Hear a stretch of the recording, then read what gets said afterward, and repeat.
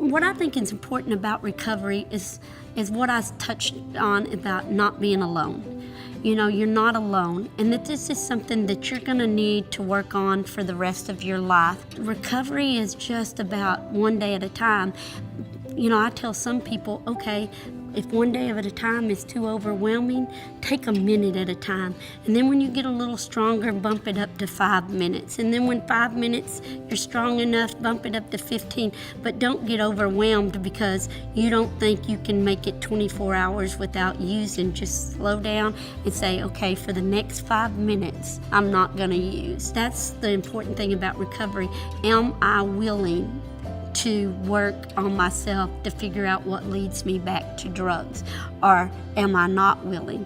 Because I need everybody to know there is a big difference in being sober and being in recovery. Sober is not recovery. Recovery is when you're working your program. You're working every day. You say, you know what can I do tomorrow that I didn't do today that's a little bit better? For me, I was released on like a Thursday. Sunday I was in church. Tuesday I was at Celebrate Recovery.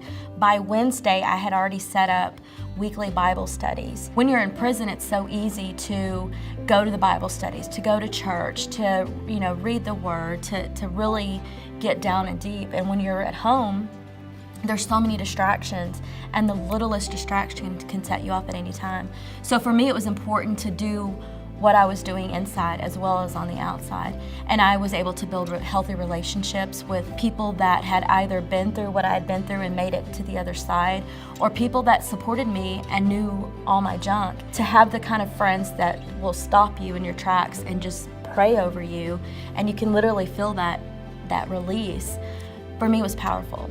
I used to not have them kind of friends. I would have the kind of friends that would say, well, let's go get drunk, or let's go do this, or let's go party. And I know it's many fears of the women that when they get out, that those old people, places, and things are going to crop back up. But you know what? I didn't visit them.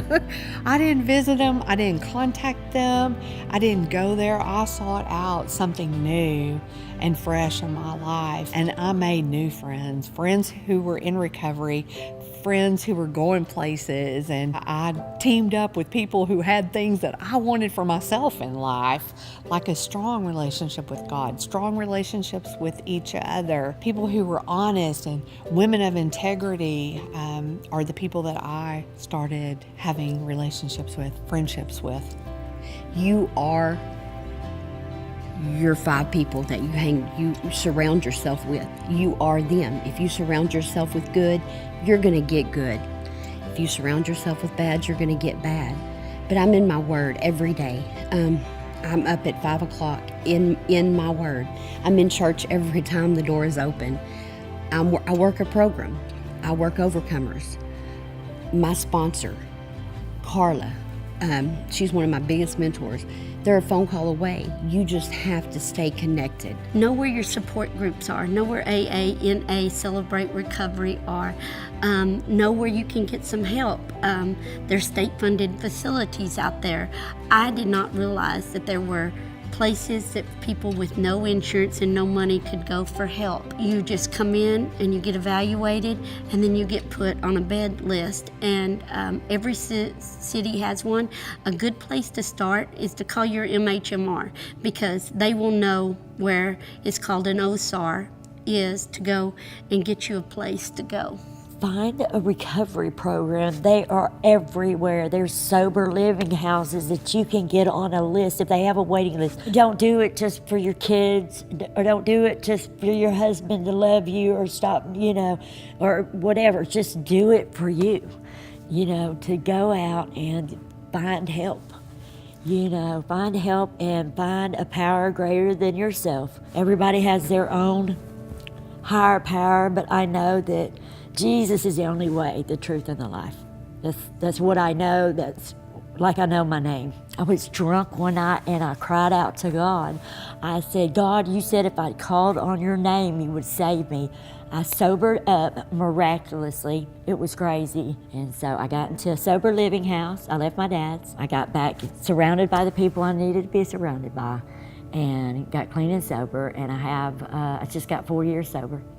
It's crazy what God can do in you. In your mind, He can retrain your brain to actually do things different, to think different, give you new perspectives, new outlooks, So when you think that it's something that you'll never change or you'll never get out of, that's a lie. I mean, it's an absolute lie. So in prison, I was always this dreamer. Oh, I'm gonna do big things. And I just, I would run on the rec yard by myself. And my dreams, it's as if I was chasing my dreams. But when I came out, things didn't work as I had envisioned in mind. And that right there can send you 1,000 miles in the opposite direction. But you have to understand the ways of God, to know that He's in control of time.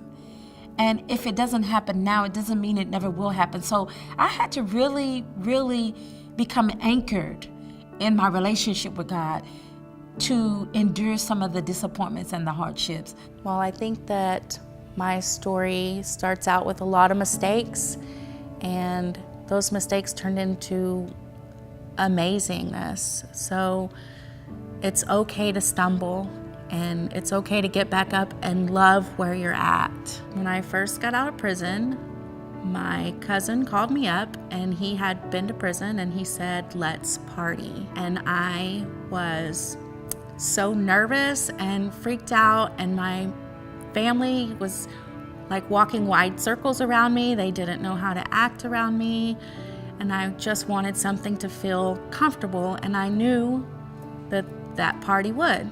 So I went out. This was 3 days out of prison, and I got drunk and I got pregnant. I was devastated, and I felt like I had been lying to everyone about my faith in God, because how could I have screwed up so big and been so in love with the Lord?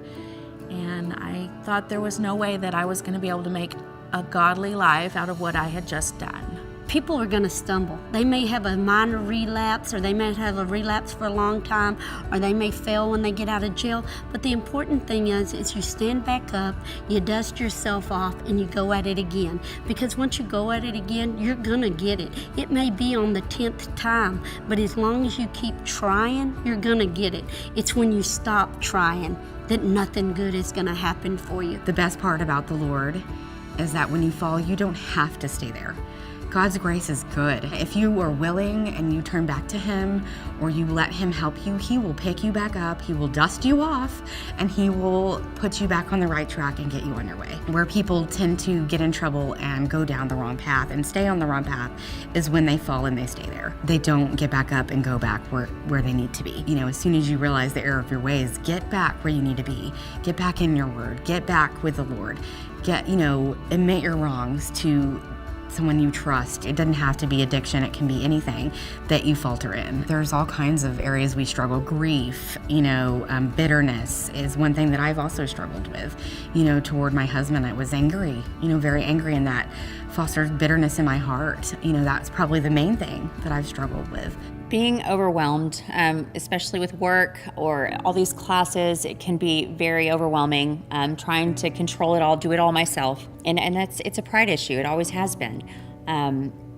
That I think is that would be my biggest trigger, and I'm working on that today, because I have to learn that I can't do this all on my own. I have to trust.